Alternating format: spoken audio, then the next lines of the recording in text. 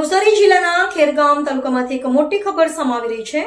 ગેરકાયદેસર ખનન માફિયાઓ પર તંત્રની મોટી કાર્યવાહી હાથ ધરવામાં આવી છે।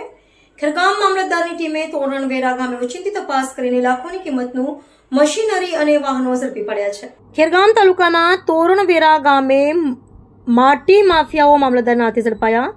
ખેરગામ તાલુકાના તોરણવેરા ખાતે સર્વે નંબર 544 વાળી ખેતીની જમીનમાં ગેરકાયદેસર માટીનું ખનન ચાલુ હોવાના સમાચાર મળતા મામલતદાર કચેરીની ટીમ સાથે મામલતદારે ઓચિંતી તપાસ કરતા સ્થળ ઉપર ગેરકાયદેસર રીતે માટી કાઢતા એક હાઈવા ટ્રક અને એસ્કેવેટર ફોર્કલેન્ડ મશીન પકડાયા હતા, જેના માલિક રાકેશભાઈ નવસારીવાળા હોવાનું જાણવા મળ્યું છે। ઘણા સમયથી તોરણવેરા ગામમાં ગેરકાયદેસર માટી ખનન ચાલુ હોવાના સમાચાર પ્રકાશિત થયેલ, જે બાબતે મામલતદારે તપાસ કરતા ગેરકાયદેસર ખનન ચીખલી તાલુકાના ઢોલુંબર ગામે ચાલતું હોવાનું જાણવા મળ્યું હતું, પરંતુ આજ રોજ ઢોલુંબર ખાતે ગેરકાયદેસર ખનન કરતા ખનન માફિયાઓએ તોરણવેરા ગામે ઈશ્વરભાઈ જીવણભાઈ વાડુના સર્વે નંબર 544 વાળી જમીનમાંથી ગેરકાયદેસર માટી કાઢવાનું ચાલુ કરેલ, જેની જાણ થતાં મામલતદાર કચેરીની ટીમે ઉપરોક્ત જમીનમાં ખોદકામ કરતા હાઈવા ટ્રક અને એસ્કેવેટર મશીનને પકડી પાડેલ, જે પછી નવસારી ખાણ ખનીજ વિભાગને જાણ કરતા ભૂસ્તર શાસ્ત્રીની ટીમે સ્થળ પર આવી પંચરોજ કામ કરી હાઈવા ટ્રક અને એસ્કેવેટર મશીન સીઝ કરી અને ભૂસ્તર શાસ્ત્રીશ્રીની ટીમે